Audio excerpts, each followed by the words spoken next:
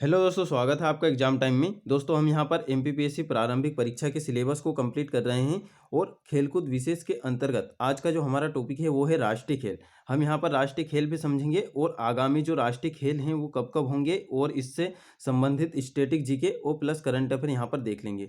साथ में जो 36वें राष्ट्रीय खेल हैं 2020, तो इनका आयोजन अब कब होगा, क्योंकि ये कोरोना के कारण स्थगित हो चुके हैं। और दोस्तों यहाँ पर एक डाउट ये भी क्लियर करेंगे कि जो स्वर्ण पदक है तो वो स्वर्ण पदक के आधार पर यहाँ पर रैंकिंग निर्धारित होती है, ना कि कुल पदक के आधार पर। ठीक है, तो वो भी हम आपको यहाँ पर बता देंगे। तो सबसे पहले हम यहाँ पर देख लेते हैं राष्ट्रीय खेल। देखिए, राष्ट्रीय खेल इसे नेशनल गेम भी कहा जाता है और इसका जो शुभारंभ है वो 1924 में हुआ था। बाकी यदि आपसे पूछा जाए कि राष्ट्रीय खेल कब से प्रारंभ हुए हैं, देखिए शुभारंभ और प्रारंभ, यानी शुभारंभ जब पहली बार स्टार्ट किया जाता है उसे शुभारंभ कहा जाता है। और प्रारंभ क्या होता है दोस्तों? प्रारंभ वो होता है जब पहले कभी दोबारा दोबारा उसे स्टार्ट किया जाए, यानी पहले स्टार्ट किया जा चुके हैं और उन्हें बाद में बंद करके फिर वापस स्टार्ट किया गया हो, तो उसे प्रारंभ यहाँ पर कहा जाता है। तो वास्तविक रूप से इन्हें जो प्रारंभ करा है वो 1985 यानी 1985 में नई दिल्ली से, यानी प्रथम यहीं आयोजित हुए थे। ये आपको ध्यान रखना है।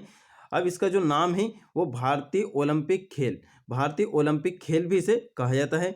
अब इसका जो आयोजन है वो प्रत्येक 2 वर्ष में होता है। बाकी इसका देखिए स्टार्टिंग में निर्धारित किया गया था कि प्रत्येक 2 वर्ष बाद राष्ट्रीय खेलों का आयोजन किया जाएगा। बाकी अभी तक ये किसी भी निश्चित अंतराल में अभी तक नहीं हुए हैं, यानी इनमें गैप हो ही जाता है, यानी कि क्रम वाइज ये नहीं चल रहे हैं 2-2 साल के गैप में। अब हम आपको बताएंगे कि कब कब ये आयोजन हुए हैं।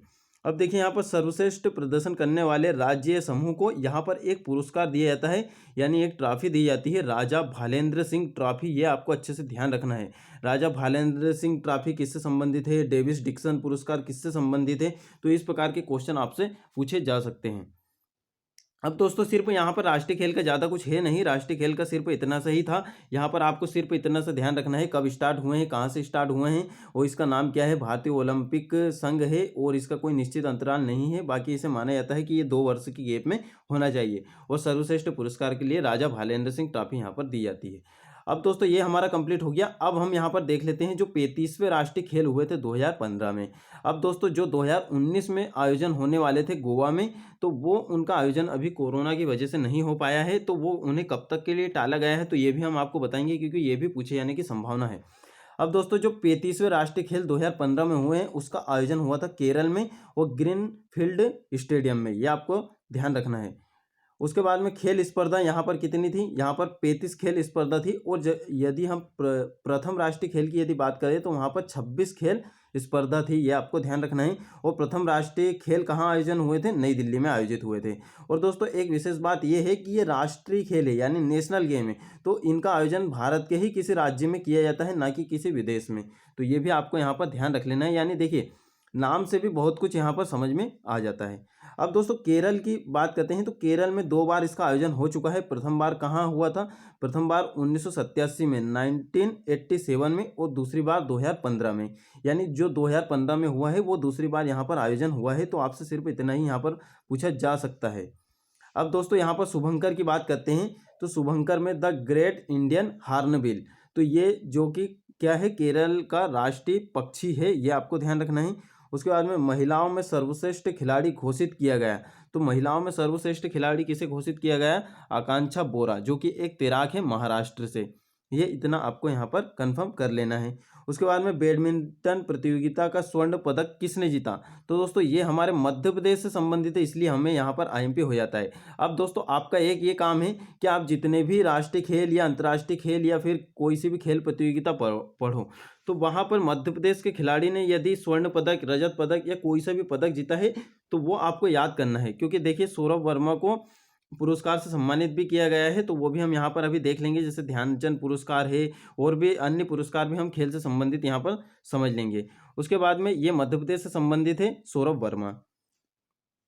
अब उसके बाद में यहाँ पर राजा भालेंद्र सिंह ट्रॉफी किसे मिली है? तो दोस्तों ये मिली है सर्विसेज स्पोर्ट कंट्रोल बोर्ड। यानी देखिए हमने सबसे पहले ही पढ़ा था कि ये किसे दी जाती है? किसी राज्य या समूह को दी जाती है। यह आपको कंफर्म कर लेना है। यानी आपसे इस प्रकार से क्वेश्चन बन सकता है कि जो राष्ट्रीय खेल में सर्वश्रेष्ठ प्रदर्शन के लिए जो ट्रॉफी दी जाती है वो किसे दी जाती है? यानी व्यक्ति को या फिर महिला को या पुरुष को या फिर राज्य या फिर समूह ठीक है, इस प्रकार से यहाँ पर, या फिर और भी कुछ पूछ सकते हैं जैसे कि या किसी देश को, तो आपको ये ध्यान रखना है। और ये 3 बार यानी लगातार 3 बार इन्हें मिल चुकी है, तो देखिए ये बहुत आईएमपी हो जाता है। इस प्रकार से भी क्वेश्चन पूछा जा सकता है कि राष्ट्रीय खेल में लगातार तीसरी बार राजा भालेंद्र सिंह ट्रॉफी किसे मिली है, तो दोस्तों आप याद रखोगे सर्विसेज स्पोर्ट कंट्रोल बोर्ड। अब दोस्तों 35वें राष्ट्रीय खेल में मध्य प्रदेश की इनोचा देवी ने 5 स्वर्ण पदक जीते हैं। तो आपको मध्य प्रदेश के यहाँ पर 2 ही खिलाड़ी याद रखने हैं, सौरभ वर्मा और इनोचा देवी।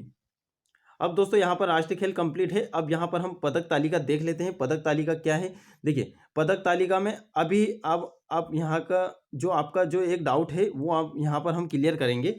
देखिए जैसे कि आप सोचोगे कि 159 यहाँ पर पदक है, 162 यहाँ पर पदक है और यहाँ पर 107 पदक है। तो दोस्तों यहाँ पर आप देखोगे कि 162 यानी ये अधिक है, तो केरल को फर्स्ट पर होना चाहिए था। तो दोस्तों ऐसा नहीं है, यहाँ पर जो फर्स्ट पोजीशन होती है वो स्वर्ण पदक के आधार पर होती है। ये हमने आपको पहले भी बताया था, स्वर्ण पदक के आधार पर रैंकिंग यहाँ पर निर्धारित होती है, ना कि कुल पदक के आधार पर। तो किसी ने हमसे पूछा था तो यहाँ पे हमने आपको बता दिया है। तो दोस्तों ये पदक तालिका में प्रथम कौन है, सर्विसेज, दूसरा केरल है, तीसरा हरियाणा है। आपको ये पदक ध्यान नहीं रखने हैं, ये पूछे भी नहीं जाते हैं, बस आपको ये पता होना चाहिए फर्स्ट कौन आया, सेकंड और थर्ड। थर्ड भी वैसे पूछा नहीं जाता, फर्स्ट और सेकंड का ही पूछा जाएगा। बाकी आपको 3 हर चीज़ में आपको 3 तक याद रखना है। अब दोस्तों यहाँ पर जो छठवां स्थान है वो है मध्य प्रदेश का, जिसमें मध्य प्रदेश ने 22 स्वर्ण, 24 रजत और 38 कांस्य पदक जीते हैं। तो दोस्तों आपको सिर्फ ये याद रखना है कि 84 यहाँ पर कुल पदक जीते हैं मध्य प्रदेश ने। और मध्य प्रदेश का राष्ट्रीय खेल में स्थान कौन सा रहा था 35वें राष्ट्रीय खेल में, तो वो छठवां स्थान था, ये भी आपको ध्यान रखना है। तो आपसे ये पदक तो वैसे नहीं पूछे जाते हैं, बाकी स्थान पूछा जा सकता है कि कौन सा स्थान रहा था। अब दोस्तों आगामी खेल यहाँ पर हम देख लेते हैं। देखिए अभी 35वें आयोजन हुए थे, तो इससे पहले हम एक 34वां भी देख लेते हैं। तो 34वां कब हुआ था, 2011 में झारखंड में।